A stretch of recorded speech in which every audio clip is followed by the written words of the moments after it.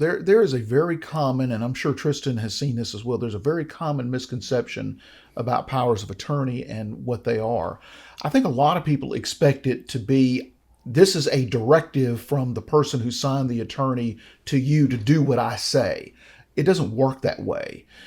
What a power of attorney does is it gives me, the agent or the attorney, in fact, the authority to do something there. But it doesn't compel the bank or some other person to do what I say. I've had that situation happen many, many times. For some reason, a investment broker or a bank or somebody else, they get a real queasy feeling about it. Said, I just don't want to honor this. Can you bring the person in to do it? No, you got to do what I say. The power of attorney is not a legal instrument that says, like the Ten Commandments, thou shalt do this and thou shalt do That's that. right. It doesn't. What a power of attorney does, it gives me the authority to act, but it also, in part, our laws protect the person from acting upon, if they act in reliance upon that.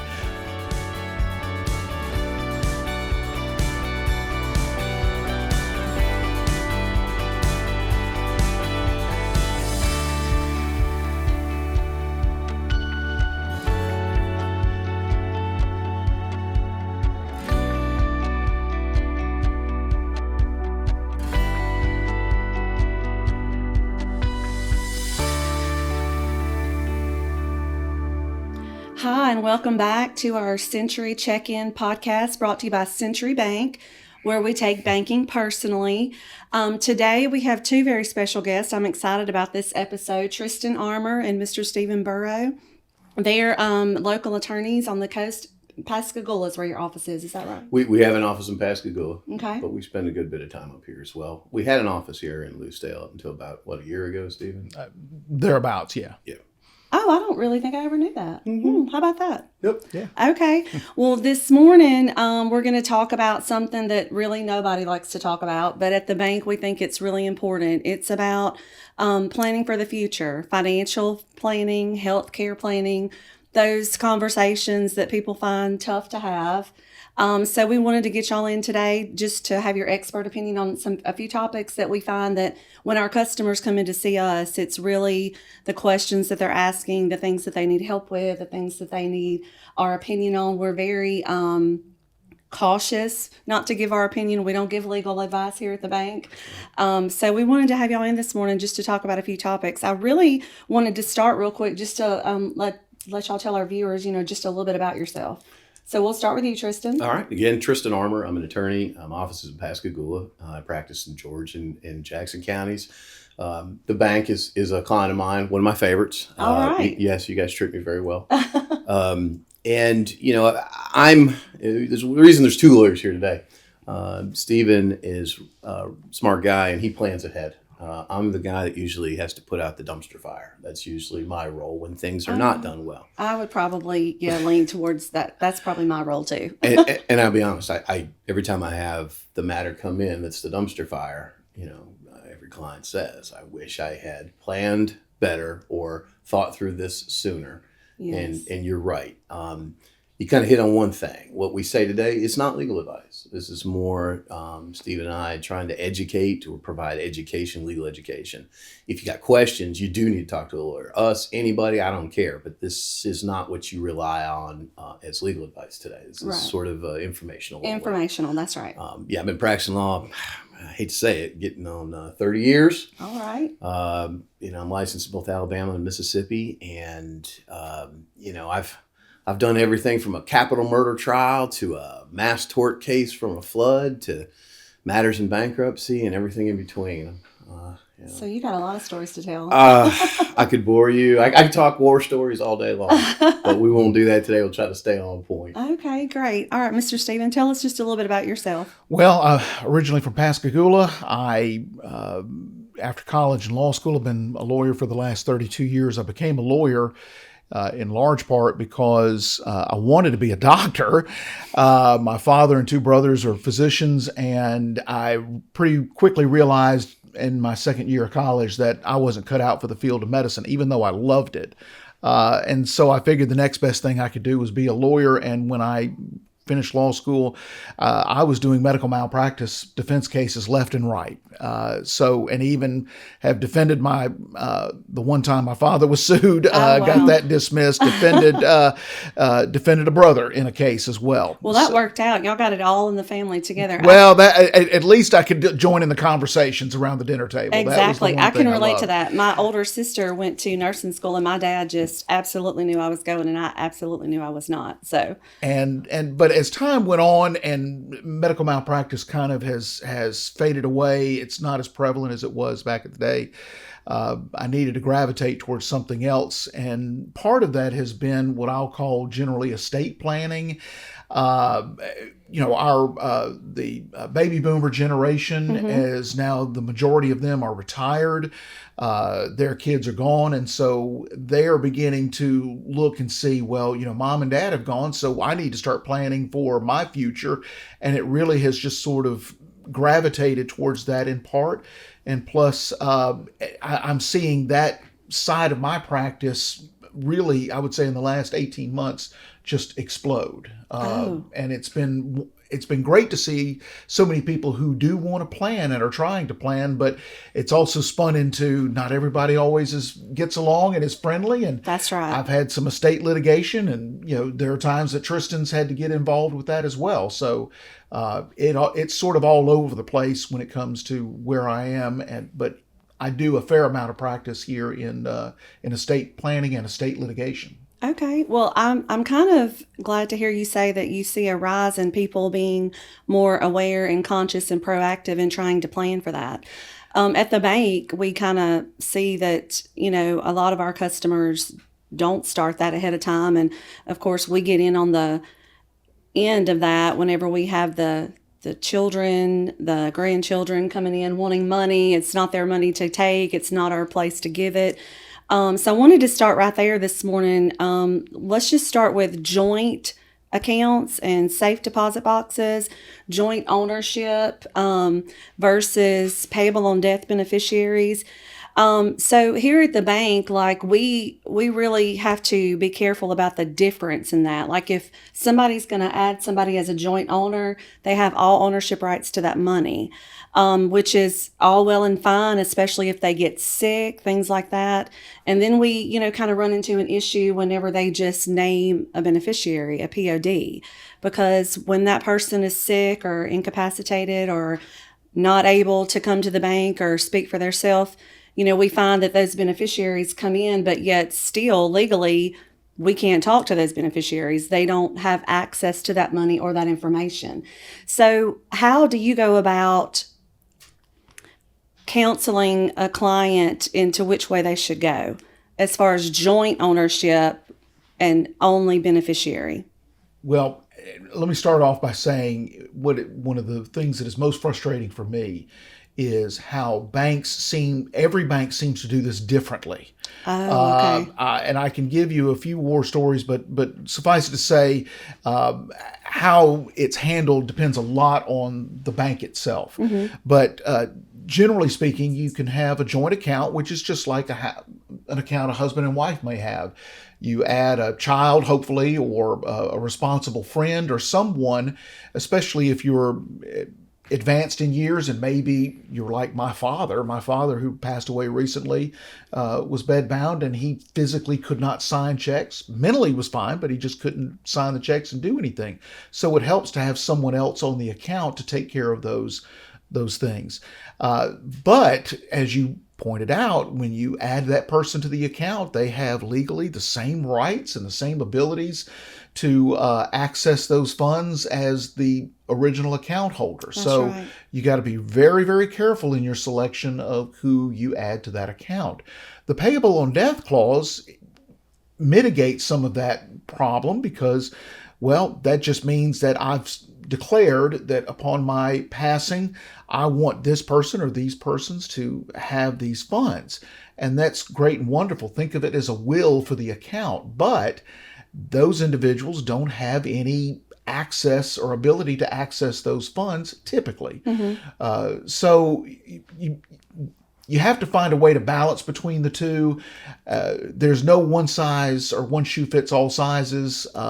Sometimes people have joint account holders. You have a child that you absolutely trust and they do right by you. But then if you happen to be someone that maybe your children have moved off, you don't have anyone readily available that you can quite trust with your financial future, then perhaps a payable on death clause is the best way to go. Right. So, speak a little bit about safe deposit boxes. So, here at the bank, like you said, different banks have different policies. We actually don't allow a payable on death beneficiary on an actual safe deposit box. If you're going to have a person's name on there, then it's going to be a joint owner. So, I'm not saying that that's the law, but that's our policy. So and also too, if we ever take in a POA, a power of attorney, we don't allow them to access the safe deposit box unless it specifically states in there that they can access the safe deposit box. So how do you go about, as far as just safe deposit boxes in general, refer that to your client? Well, let me back up a second to finish what Stephen said. When you have a joint ownership and you have a joint account, the train wreck scenario I see most often is mom has the account, puts daughter or son on the account, they're joint owners, mom passes away. That money now belongs legally all to the one child. That's right. The other children are like, mom meant for you to share that. Or a will may say that. Or a will may say that. It doesn't matter. Mm-hmm. Okay. And that's one of the biggest failing to plans. Once you make someone a joint owner and you pass away, it's theirs lock, stock, and barrel. Mm-hmm. Okay, that's what the law says. And so again, you have to be very cautious about how you set that up.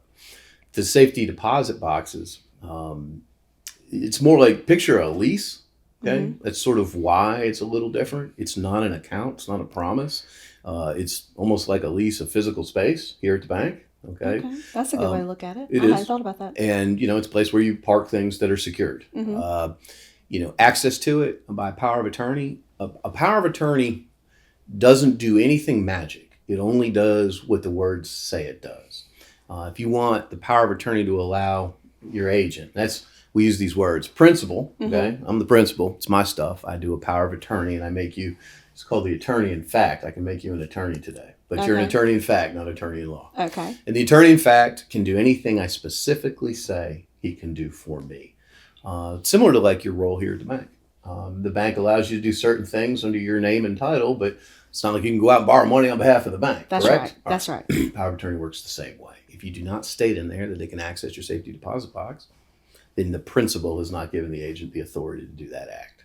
So you have to, again, be pretty specific about what you want done. Do you want them to be able to sell your real estate if you can't? Do you want them to be able to borrow money in your name if you can't? If you want them to do those things for you, you got to say so. If you want them to be able to write checks for you, you should say so.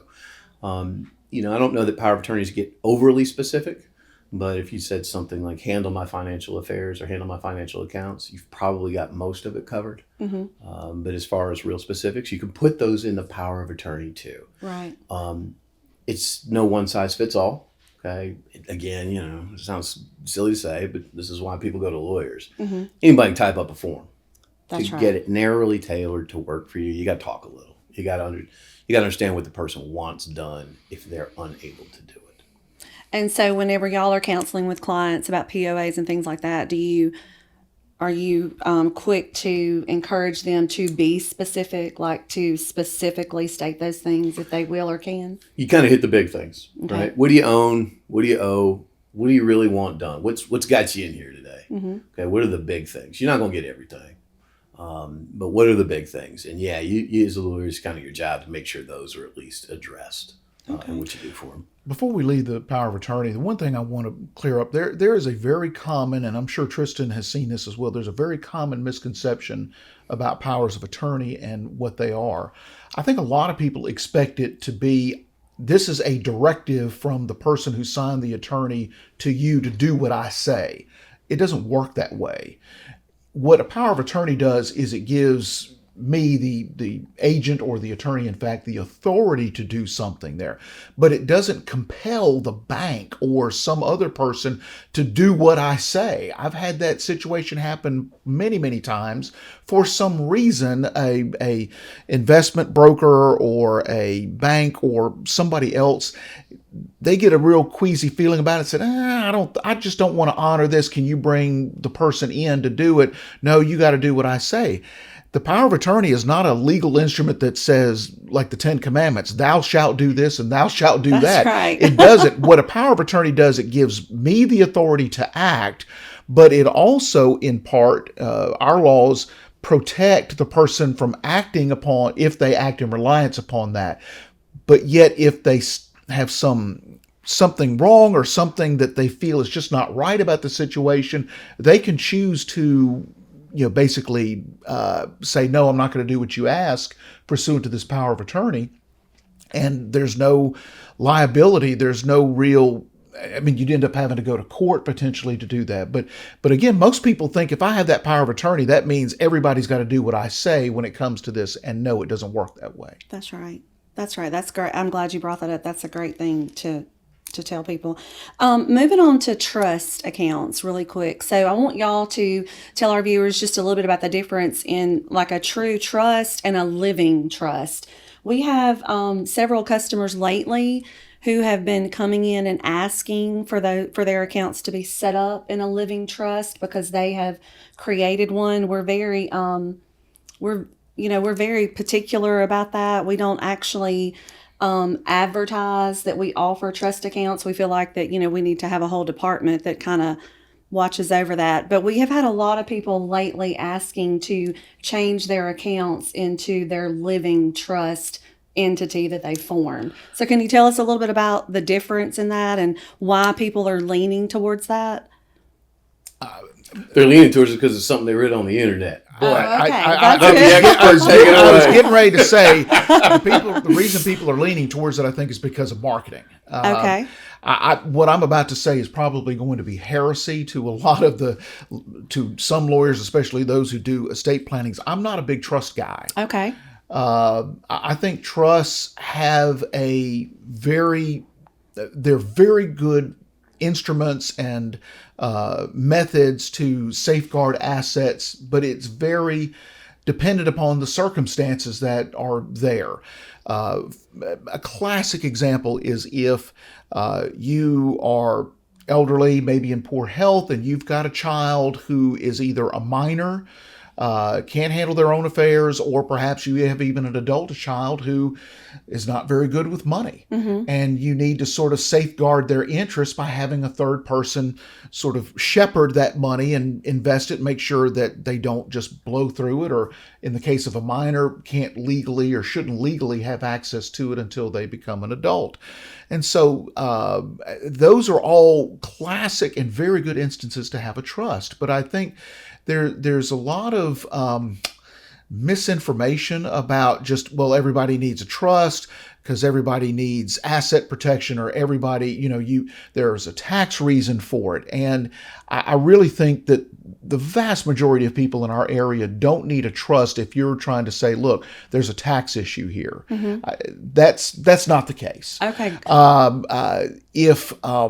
Again, you need to talk to a lawyer. You need to talk about your specific circumstances. But by and large, I don't think people should just willy-nilly go put everything in a trust because that's what they heard, or perhaps that's what someone told them would be a good thing to do, merely because you're over the age of 70 and you have some money. Mm-hmm. As far as a trust, let me ask you a question. Do you mean like customers are wanting to put money and just declare it's a trust account, or are they wanting to use the bank to be the trustee for that? They're wanting to convert their actual accounts, their regular everyday joint accounts, into their name living trust. And so that's a new request that's come to us lately, and we're very hesitant about that. I pretty much think that Misha has to call you every time maybe we have that request.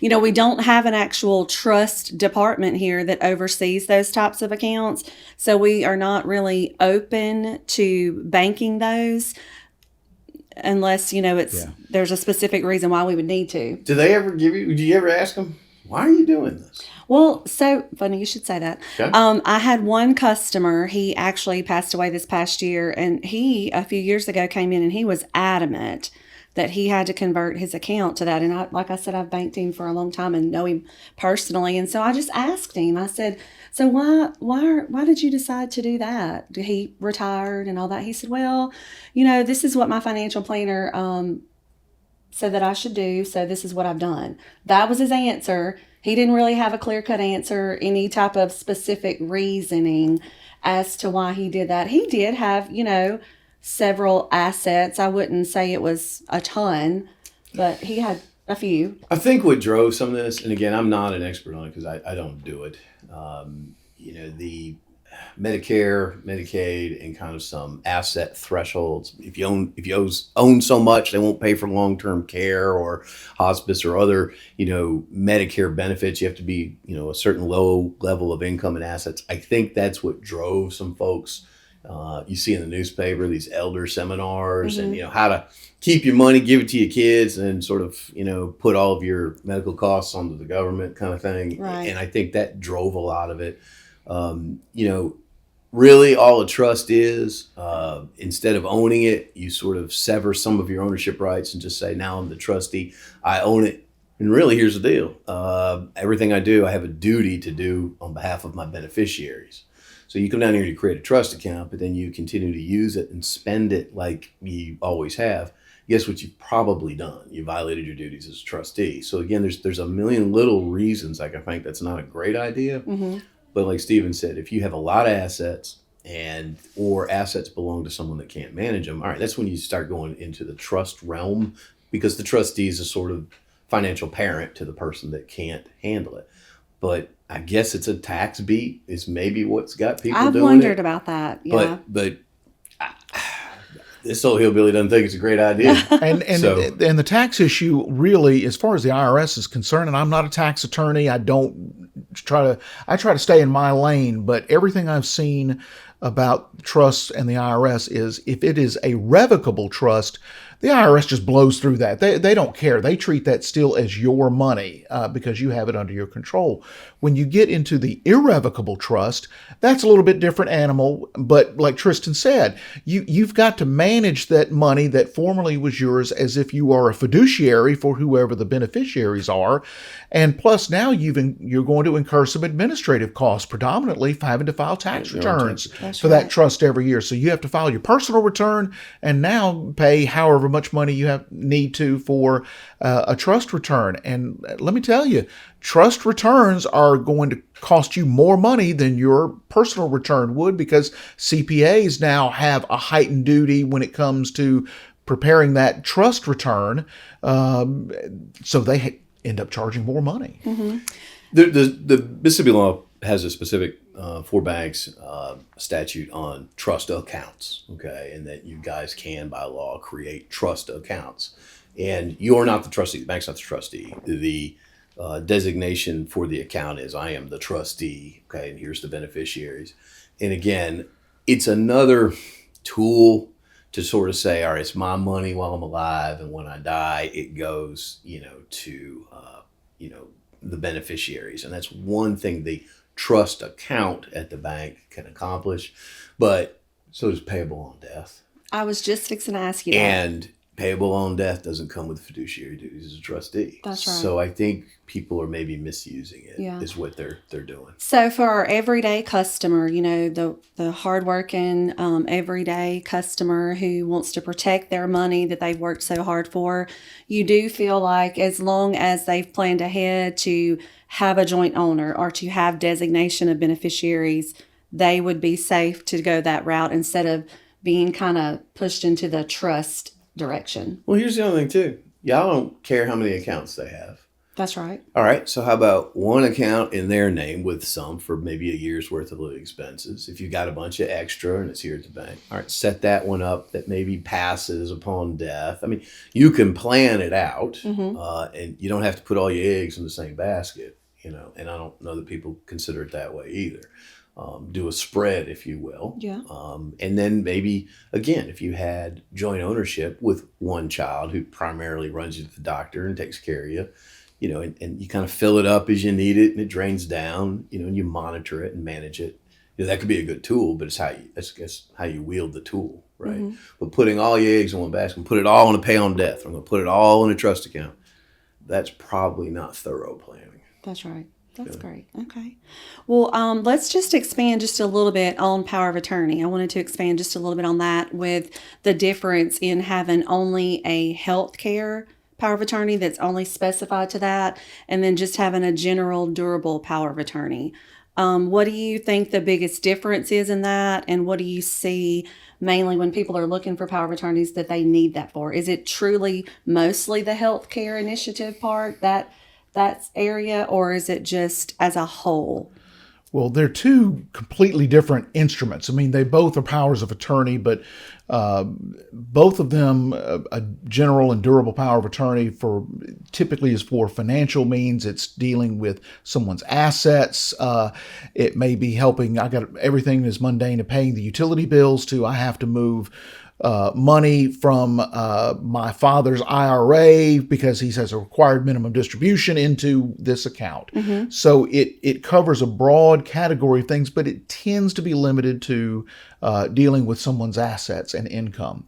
The power of attorney for healthcare, though, is by definition targeted strictly to healthcare decisions. And there is a statutory form that I think probably 90% of lawyers follow, including me, just because it's safe and it's known and it's familiar to healthcare providers who are going to be getting this. And yes, you designate a person and typically a backup who's able to make healthcare decisions for you when you are not able to.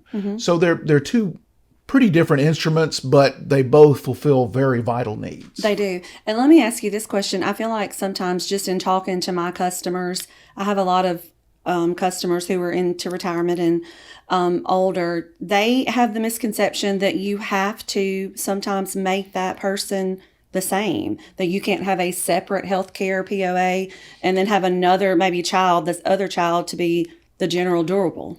I'll use a personal example. Okay. My father, who passed away about 9 months ago, ran into some health problems about maybe 6-7 years ago. And I have one sister who lives in Mandeville.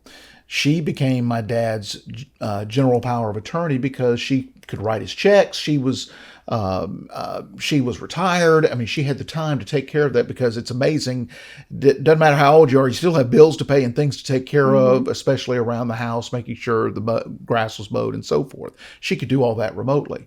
I became my father's power of attorney for healthcare because I was 30 minutes from his house. So and this happened, if I had to rush him to the hospital or I had to call an ambulance or do something, I was there on the scene. And it only happened a couple of times, but I had the power of attorney on my power of attorney for healthcare on my phone, and I could simply show it if need be, and it worked out perfectly. So it's whatever the circumstances are and whatever the situation is, but absolutely it does not have to be the same person. Great. Remember what Stephen said earlier about power of attorneys and their effect on third parties, so party not to the power of attorney. And the reason you do the healthcare attorney is the folks down at the hospital are accustomed to seeing, all right, do they want life-sustaining care? Are they ready to, DNR code, things of that nature? Those are their questions. There's some familiarity with the healthcare power of attorney. They've seen it. They can work with it. That's why you want one of those for when you're at the hospital. Right. If they brought that in here to the bank, we don't see that, right? That's So right. the bank wants one that's more of the durable power of attorney that says I can manage my financial affairs. It does say I can sell or buy or mortgage real estate, things of that nature. That's why you do different ones. And you might have different kids or different people you trust for either. And for different that's reasons. it. That's right. We do see that a lot. One of the biggest misconceptions about power of attorneys that we see here at the bank, whenever that person is using it to deal with their money, is that power of attorneys are voided at the death of that person. So speak to that just a little bit so our viewers can have a better understanding of why that is. Well, the simple answer is that's because what the law says. That's right. The power of attorney basically dies with the principal, whoever issued the power of attorney. And the theory behind that is very simple. If I have authority to act on your behalf while, during your lifetime, well, your authority for me to act for you ends with your passing. And so if you can no longer act because you're now deceased, then I should no longer be able to act on your behalf. That's I mean, right. so the law draws a very a bright line between before you pass and after you pass. Before you pass, yes, a power of attorney can be a very good, helpful, and needed instrument. But once that happens, the law contemplates that, well, if necessary, we're going to have to open an estate, and that person will be appointed by the court to manage your estate, again, if needed, until the assets are distributed, your debts are paid, and it can be wrapped up. That's right. So whenever you have clients in that come and talk about that, do you find that it's better to go ahead and let them know if they do want to designate a power of attorney, if they're going to do that, is it best to go ahead and also have a will set up at that time so you can just flow right into those wishes? Well, I'm going to tell you. Okay. The last thing you should really want to need is a will. Okay. If you plan ahead, because a will, if you have a will that passes your property on and you have to probate that will, okay, you've just now put your kids into a lawsuit called a probate estate case, right? So if you've planned ahead properly, there's little need for a will, right? You've already marshaled out your assets how you want them to go with contingent death beneficiaries, paid on death. You can do life estates for real estate. There's a lot of planning tools you can use way ahead of time so that your assets pass on your death to your heirs, people you love, without them having to go down to the courthouse to do it. All right. So the will, to me, is kind of, and again, I don't typically do them. People come in and say, we have this will and we have this lawsuit, we have this problem, we have this fight, and I'm like, man, this is bad business. So you go see a guy like Steven ahead of time and take it from there. Yeah, a will conceptually should be sort of what I'll call a fail-safe. It's there at the it's like a backstop on a baseball field. It's there to stop the ball from moving. So Tristan's exactly right. You want to plan ahead and make sure that you name all the beneficiaries and contingent beneficiaries needed. You've got transfer on death deeds. There's any number of methods you can do ahead of time, all of which should avoid probate. But, and again, to borrow a personal example, there are circumstances where even the best laid plans may not work, and you may end up having to probate. Again, to borrow the example of my father, here he is. I'm his son. I'm a lawyer. Certainly didn't charge him a dime to do anything, but I, gave him, just like every other client, 110% effort. And after he passed, I said, okay, everything will just sort of pass naturally through what we set up. There wound up being one mutual fund and a couple of shares of stock that he had never communicated to us, and we were unaware of, so we had to take his will and go open a probate. Oh, wow. And that's one thing, before I forget, and I know Tristan would say the same thing, the biggest thing you can do as part of this process, whether you go with a trust, whether you go with powers of attorney, wills, and other things we're going to talk about later, is you really need to communicate what your plans are with your children if they are going to be your beneficiaries. And I'm not saying that you need to show your cards and tell them everything you have, but you at least say, hey, I've made these arrangements and I've made these plans, and my will is in, back in my dresser drawer or where under the mattress, wherever people want to keep the will. In their safe deposit box. Or hopefully a safety deposit box, and go from there. But a lot of this requires communication, not just with an attorney, but at the appropriate time with members of your family and the people that you expect to be your beneficiaries. That's right. So, we're a hometown community bank, and here in the Mississippi division, mostly, we find that our customers, trust us, like we're their trusted person sometimes. So they come to us with a lot of questions that we typically don't answer and that we don't feel like we should answer. And so we try to skirt around answering that and kind of steer them in a different direction. But the biggest question we find with our customers, whenever they're having a dilemma to try to figure out which way to go, is because they do not or cannot decide who their trusted person should be.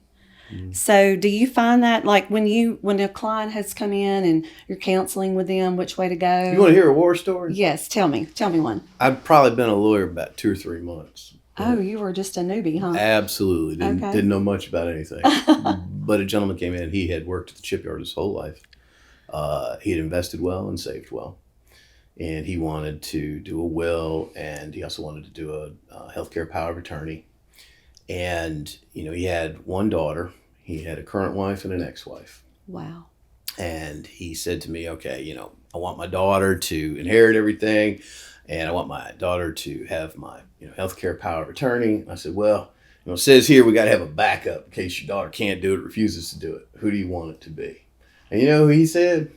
Not the first wife. The mother of my children, my ex-wife. I only talk to her once or twice a year, but I can trust her. Wow. My current wife would assume I was dead as quick as possible, take what I got, and move on. And being a young man, inexperienced at life, I was kind of shocked. Did you keep a straight face when he said that? I was perplexed. I hadn't experienced life like he had. Okay. He was at the end of his career. I was at the beginning of mine. Okay. And it told me then he could trust his first wife. Mm-hmm. He couldn't trust his second wife. And it was, it stayed with me all these years. Yeah. That was his request. Wow.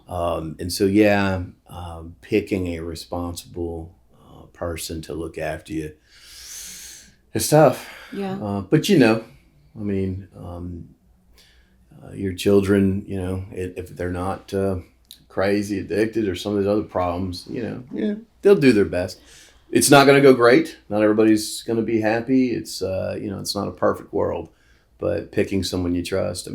That's why there's trust departments at banks. They're very what they'll do and they won't do. They're very consistent in that. They don't maybe care like a person would care, but they're very rigid in following the rules and the laws.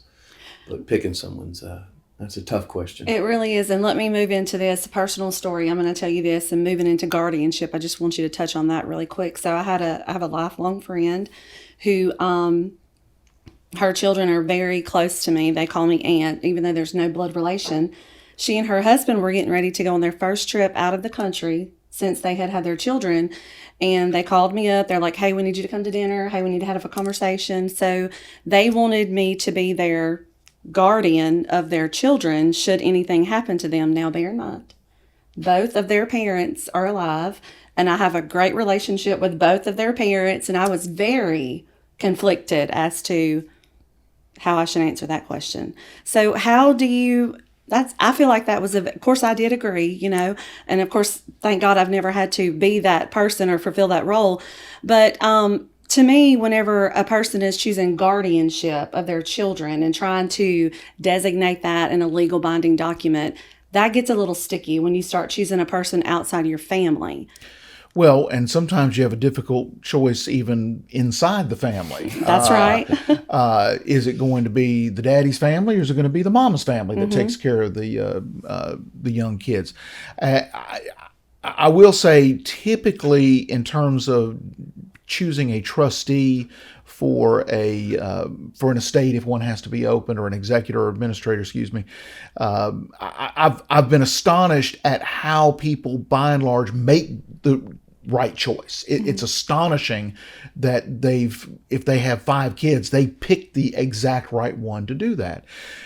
It becomes, as you indicated, much more difficult with a guardian. People naturally want to keep their children together, but at the same time, it may be that one child gravitates towards one aunt or uncle or grandmother and granddad, and then the other one may be more than they can handle. It can be one of the toughest decisions you make in what I'll call the estate planning process. Now, of course, if you're over the age of, let's say, 60, your kids are probably over the age of 18, and that becomes a foregone conclusion. But that's a very challenging decision, and I won't bore you with a personal story, maybe a little personal, about how my wife and I came to that decision. Fortunately, all my kids are now over 21, so it didn't come to pass. And here's a note on that too: you don't have to pick just one. You can do joint.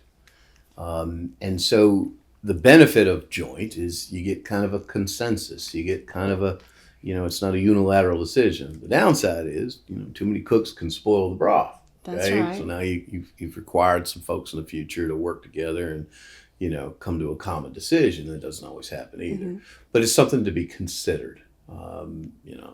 Again, what's right is right for individuals on an individual basis as to who you would pick to both manage your financial affairs, manage your health care, or the big one, raise your children if That's you can't right. do it. That is right. Okay. Do you find that whenever people are planning for the future, is that something like the guardianship of their children? Is that something that they tend to leave out? Like their mind is focused on designating their financial beneficiaries, and they don't maybe think about that ahead of time until maybe you draw that to their attention, like the guardianship of their children. My experience, I've had the similar situation as you. I've had some friends that were going a trip to Africa, and they literally called me and they're like, "Hey, we got to get the guardianship straight." Mamas, you know how they are with their children. I mean, every instinct is to protect and take care of. So I don't see the kids getting left out much. I will say this, as a lawyer with young kids, married to a lawyer with young kids, we haven't done guardianship. Wow. I know. You're telling on yourself. Pretty much. We've failed to plan. Okay. Probably should. I might do it after this, to be All right. honest Well, with you. good. Good. We'll take credit for helping you know that you need to do that. One more thing. Well, it's going to be an argument too, by the way. Oh, it is. Sure. Yeah, Mama's well, family, daddy's family, yeah. Who's So in then you're charge? going to go with like what happened to me? I might pick one from each Yeah. and make them get together. That might be good. But in all reality, I trust my wife's family as much as I trust my own too. We have a good family, so it really won't be that hard a decision. That's right. But it probably needs to be stated in advance. I wanted to touch really quick on pre-need and pre-arrangement, like for your end of life things like that. What do you find the biggest misconception is between pre-need and pre-arrangement? The biggest misconception I find is people don't understand the difference between the two. They feel like if I go to the funeral home, I'm going to have to pay some money to sort of get this done. And if you financially can do that, that's great. But there's still tremendous value in going the pre-arrangement route. Pre-need, of course, is you make the arrangements and you pay for them at that time. The funds are held in trust until they're needed upon your death. Pre-arrangement is you go and make all the arrangements. I want this casket. I want to spend this amount of money. I want to be buried. I want to be cremated. You take the decision out of the hands of your children or your spouse who understandably may not be in the right mind to make those difficult, and it's not just a personal decision, it's a financial decision as well. You'd be amazed at the number of people who say, well, we want daddy to have the best. And the best might be $12,000 or $15,000. That is So right. let daddy decide, well, I don't want my kids or my wife to have to spend all this stuff. I want just 1, 2, 3, 4. And you prearrange and they thank you very much and don't require anything down. But you have already made your decision and have taken that burden off of your spouse and children. I think too, one of the things that I've seen, you need to price shop a little bit too. The funeral home will offer the prepays, but a small life insurance policy accomplishes the same. And if you're in good health and you're young enough and you go ahead, you can get a small life insurance policy, $25,000. For just that purpose. Well, and you make your spouse or your children a beneficiary of it. You pay a small premium on it. If something happens to you, that money comes to them right then and there, and they can use that to pay for your funeral. And you can plan for it that way. Funeral homes do the same thing. There's some reserve requirements, so kind of vet your funeral home that they're financially solvent over the period of time that you expect to live. That's right. That's another thing you got to look at. But using a small life insurance policy for funeral expenses, I've always thought was a good idea. That's a great idea. It really is. I'm glad you brought that up and said that. Also, too, just to touch on life insurance really quick, it's so important to be sure that people understand that is truly something that they truly need, not an actual option. Of course, at the end of the day, it is an option to not pay for, but in reality and in planning, it truly should be at the top of the list of things that you need. Well, it's interesting. My personal journey with life insurance began even before my first child was born. I knew we were going to have children, and so I went ahead at the age of 26 years old and got me just a basic disability policy with a 30-year term. And I added to that over time, got another policy for 20 years.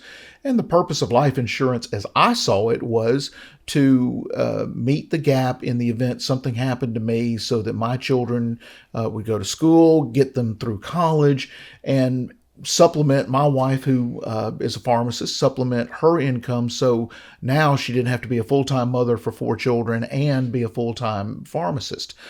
Well, here I am now approaching the age of almost 60, and I have begun to let some of these policies lapse because it's fulfilled its purpose. Okay. And I have saved enough in retirement and so forth that now, if God forbid something happened to me, then those assets are available to my wife to help her through the rest of her life. So we're not financial, we're not insurance agents, but it is an absolutely critical part of the planning tool financially for everyone who is serious about estate planning.